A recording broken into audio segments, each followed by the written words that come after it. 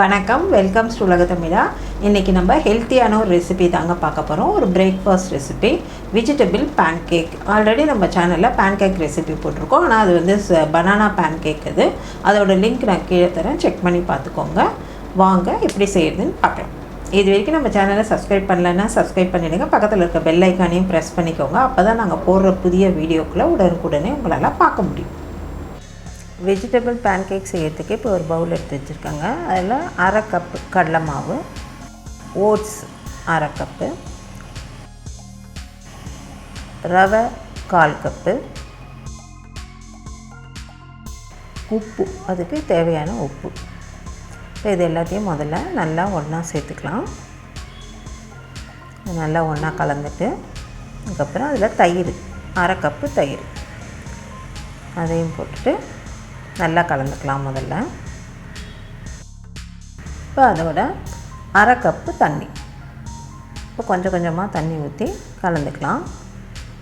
இப்போ இது வந்து கட்டிகள் இல்லாமல் நல்லா கலந்துக்கணும்.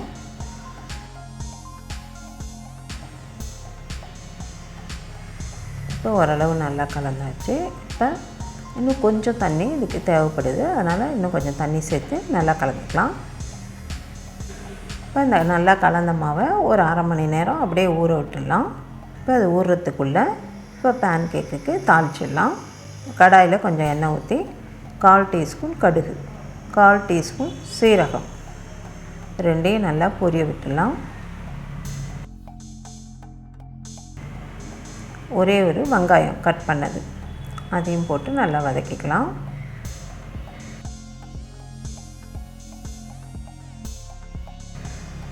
வெங்காயம் வதங்கினோன்னா ஒரு பச்சை மிளகாய், அதையும் சேர்த்து வதக்கிக்கலாம். இப்போ இதோட நம்ம காயெல்லாம் சேர்க்க போகிறதுனால பீன்ஸு ஒரு 6-7 பீன்ஸ் கட் பண்ணி சேர்த்துக்கலாம். கேரட், ஒரே ஒரு கேரட், கொஞ்சமாக பச்சை பட்டாணி, இது எல்லாத்தையும் சேர்த்து நல்லா வதக்கிக்கலாம். இது தண்ணி ஊற்றியெல்லாம் வேக வைக்கணும்னு அவசியமே இல்லைங்க. இந்த நல்லா வதக்கும் போதே அது வெந்துடும். இது கூட கொஞ்சமாக கருவேப்பிலை. இப்போ இந்த காய்க்கு தேவையான உப்பு நல்லா வதக்கிடலாம்.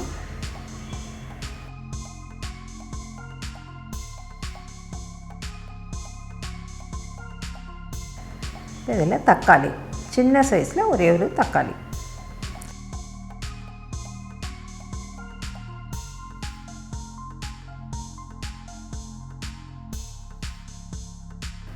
கூட 1/4 டீஸ்பூன் மஞ்சள் தூள்.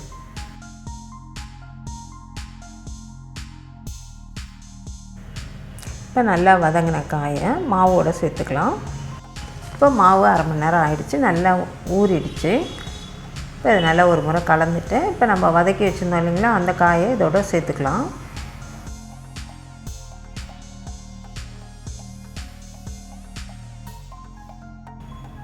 இது கூட கொஞ்சம் கொத்தமல்லி சேர்த்துக்கலாம்.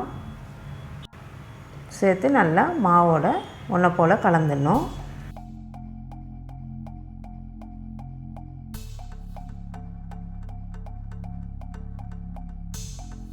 சோடா உப்பு சேர்த்துடலாம். ஏன்னா இன்னும் கொஞ்சம் சாஃப்டாக வரும் பேன்கேக்கு, அதுக்காக சோடா உப்பு சேர்க்குறோம். Chilli flakes, 1/4 teaspoon chilli flakes போட்டு நல்லா கலந்துடலாம். அவ்வளோதான். இப்போ நமக்கு பேன்கேக்குக்கு மாவு ரெடி ஆயிடுச்சு.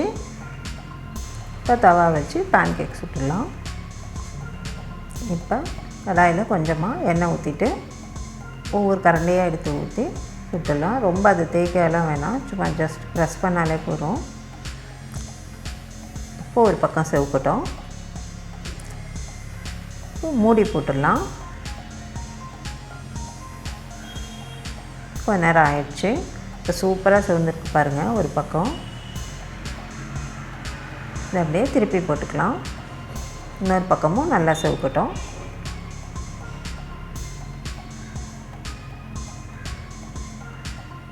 இப்போ 2 பக்கமும் நல்லா சிவந்துருச்சு. இதே மாதிரி எல்லா மாவையும் சுட்டு எடுத்துடலாம். இப்போ நமக்கு vegetable pancake ready. Vegetable pancake சூப்பராக ரெடி ஆகிடுச்சிங்க. இந்த ரெசிபி உங்களுக்கு பிடிச்சிருந்ததுன்னா லைக் பண்ணி ஷேர் பண்ணி உலக தமிழா சேனலை சப்ஸ்கிரைப் பண்ணுங்கள். மறக்காமல் பெல் ஐக்கானையும் கிளிக் பண்ணுங்கள். தேங்க்யூ.